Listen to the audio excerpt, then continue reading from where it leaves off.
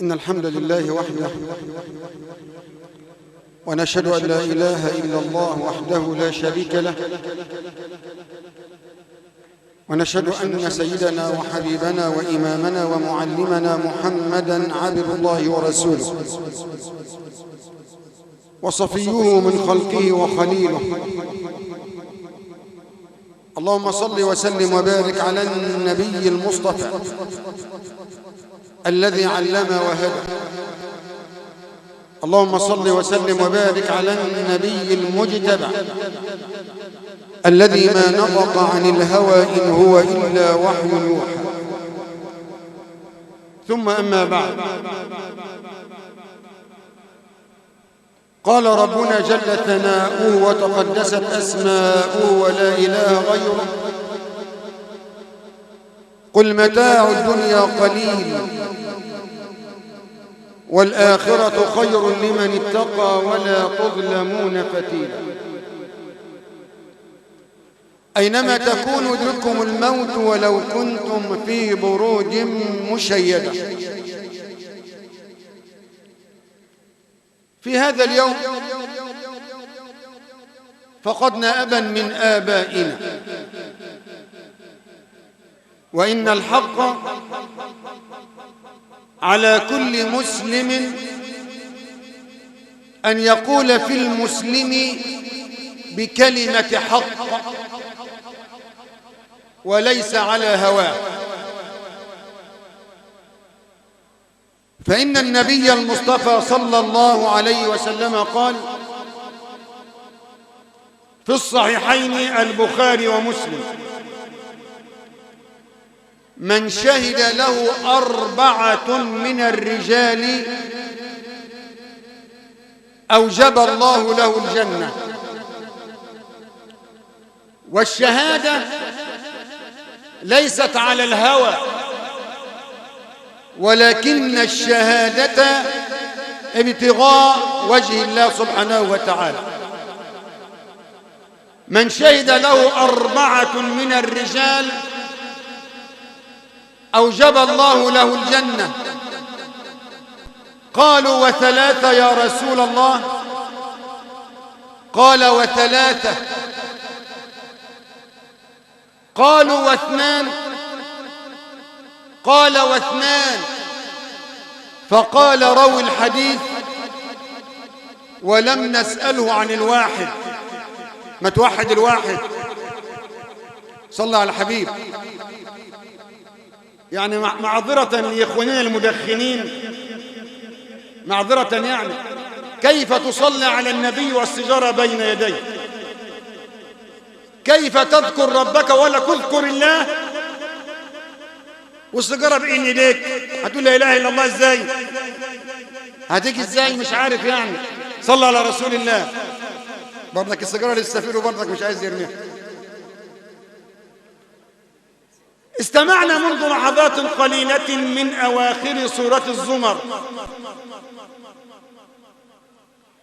ومن أوائل سورة غافر، ومع ربط الآيات ببعضها البعض. غافر الذنب وقابل التوب شديد العقاب. غافر الذنب لمن قال لا إله إلا الله، وقابل التوب ممن قال لا إله إلا الله، شديد العقاب على من لم يقل لا إله إلا الله. تاني: غافر الذنب لمن قال لا إله إلا الله، وقابل التوب ممن قال لا إله إلا الله، شديد العقاب على من لم يقل لا إله إلا الله. ولذلك قال الحبيب في الصحيح: من كان آخر كلامه لا إله إلا الله دخل الجنة. مع هذه العبودية الكاملة تعال معي إلى الزمر: بل الله فاعبد وكن من الشاكرين. هذا للبشير النذير محمد. بل الله فاعبد وكن من الشاكرين. وإن كمال العبودية لله أننا جميعا عبيد لله. أي شرف بعد هذا؟ وأنه لما قام عبد الله يدعوه كادوا يكونون عليه لبدا. سبحان الذي أسرى بعبده ليلا من المسجد الحرام إلى المسجد الأقصى. نعمة العبودية لله، حتى أن عائشة رضي الله تعالى عنها كما جاء في الصحيحين عندما قالت يا رسول الله تصلي وقد تورمت قدماك وقد غفر الله لك ما تقدم من ذنبك وما تأخر، فقال يا عائشة أفلا أكون عبدا شكورا؟ بل الله فاعبد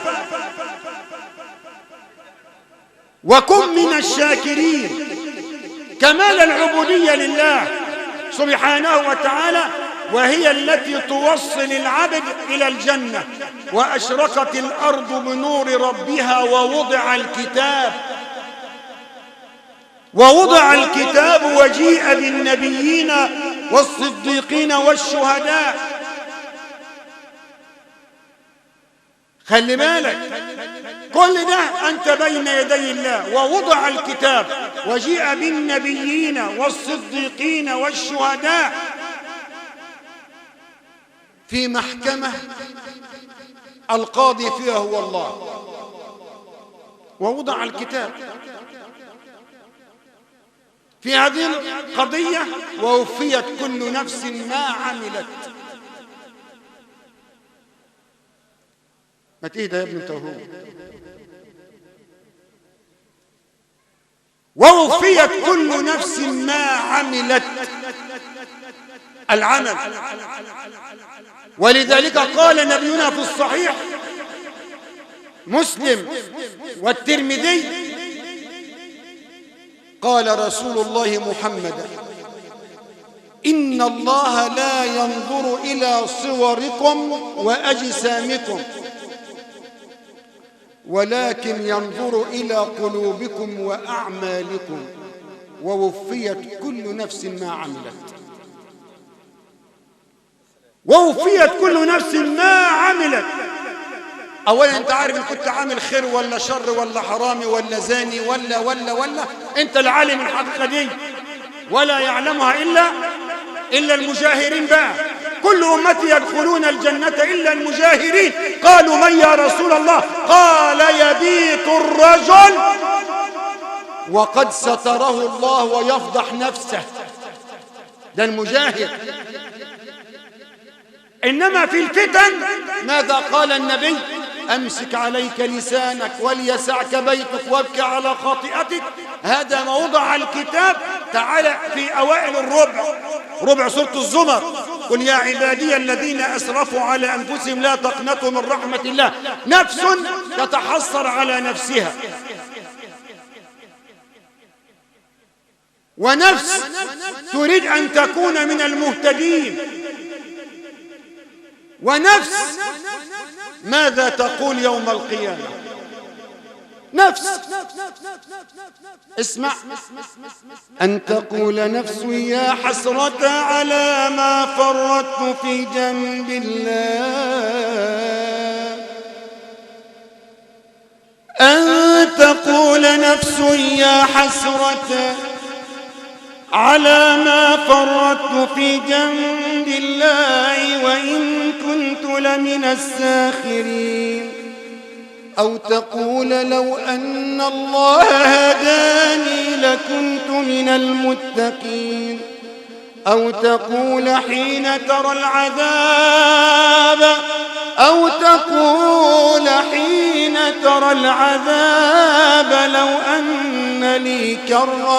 لو أن لي كرة فأكون من المحسنين. تأتي الإجابة بلى قد جاءتك آياتي فكذبت بها واستكبر وكنت من الكافرين.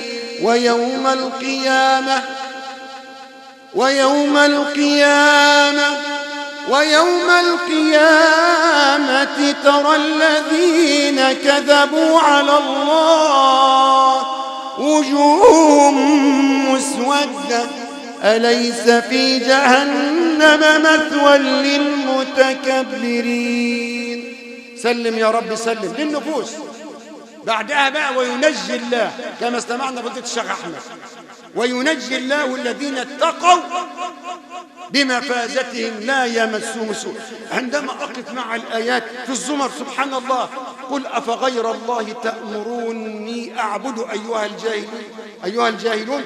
بعدها ولقد أوحي إليك وإلى الذين من قبلك لئن أشركت.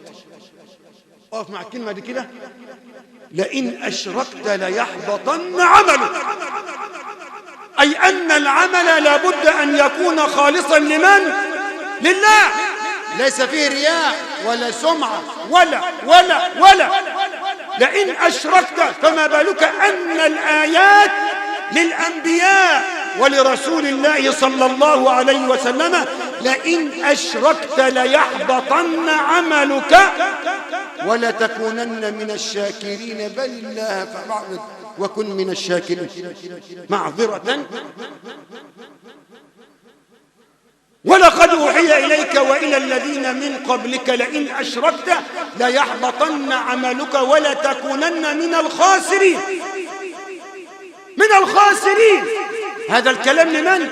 للنبي وللأنبياء. إنما أنا مش من حق أقول إنك أنت منافق، مش من حق أنا كمسلم أقول أخونا محمد أبو السعيد منافق أو فضيلة الشيخ أحمد منافق. مش شغلتي أنا، ده بتاع ربنا، دي بتاع ربنا. ولكن صفات المنافقين معلومة. الذي لا يشهد الصلوات بالذات الفجر والعشاء في جماعة، ده كلام النبي، إن أثقل الصلاة على المنافقين صلاة الفجر وصلاة العشاء. طب حضرتك ممكن تحكم عليا بالنفاق وانت ما بتصليش اصلا؟ ده انت بتيجي الجمعة متأخر، يبقى تحكم عليا ان انا منافق ازاي؟ هتيجي ازاي دي؟ يبقى هنا ووضع الكتاب، انت تقرأ كتابك يوم القيامة. ولذلك ما حالنا مع القرآن بعد رمضان؟ الأحاديث حافظينها، من قرأ حرفا من كتاب الله مثل الذي يقرأ القرآن كمثل أترجة طعمها طيب، كل جميل. إنما تعالى بقى كلمات كده ونختم بها. يقول عثمان رضي الله تعالى عنه: لو طهرت قلوبكم ما شبعت من كلام ربكم. قال خباب بن الأرت رضي الله تعالى عنه: تقرب إلى الله ما استطعت، فلن تتقرب إلى الله بأحب إليه من كلامه. قال ابن مسعود رضي الله تعالى عنه: اعرض نفسك على القرآن، فإن كنت تحب القرآن فاعلم أنك تحب الله. القرآن بالتدبر والعمل والسماع بس. القرآن تدبر، أفلا يتدبرون القرآن أم على قلوب أقفالها. أفلا يتدبرون القرآن ولو كان من عند غير الله لوجدوا فيه اختلافا كثيرا. القرآن في القلوب وليس بصوت جميل يسمع، لا، ده عمل وسلوك. ولذلك اقرأ قبل أن تقرأ، اقرأ كتاب الله قبل أن تقرأ كتابك يوم القيامة. اقرأ كتابك كفى بنفسك اليوم عليك حسيبا. قبلها بآية: وكل إنسان ألزمناه طائره في عنقه ونخرج له يوم القيامة كتابا يلقاه منشورا. اقرأ كتابك كفى بنفسك اليوم عليك حسيبا. من اهتدى فإنما يهتدي لنفسه ومن ضل فإنما يضل عليها ولا تزر وازرة وزر أخرى وما كنا معذبين حتى نبعث رسولا. ثم بعد ذلك بفرقين وسيق الذين كفروا إلى جهنم زمرا وسيق الذين اتقوا إلى الجنة زمرا. من أي الفرقين أنا؟ وخلي بالك الكفر مش كفر شرك بالله، الشرك أعظم، لا، الكفر كفر نعمة أو كفر ليس المقصود الكفر أنك تحيد عن الطريق، بمعنى الكفر تحيد عن الطريق أي عن طريق الله وعن طريق رسول الله. ولذلك ما خلقنا في هذه الدار إلا لعبادة الله، كما قال ربنا وما خلقت الجن والإنس إلا ليعبدون ما أريد منهم من رزق وما أريد أن يطعمون إن الله هو الرزاق ذو القوة المتين. نشهد لله سبحانه وتعالى بشهادة إلى الحاج كمال رحمة الله تعالى عليه بالحديث الذي قلته منذ قليل: من شهد له 4 من الرجال وأوجب الله له الجنة. قالوا و3 يا رسول الله؟ قال و3. قالوا و2 يا رسول الله؟ قال و2. وقال راوي الحديث ولم نسأله عن الواحد: أسأل الله العلي العظيم أن يغفر له ويرحمه. اللهم اغفر له وارحمه وعافيه واعف عنه. اللهم أكرم نزله، اللهم وسع مدخله، اللهم نقيه من خطاياه كما ينقى الثوب الأبيض من الدنس. اللهم اغسله من خطاياه بالماء والثلج والبرد. اللهم إن كان محسنا فزد في إحسانه، وإن كان مسيئا فتجاوز عن سيئاته.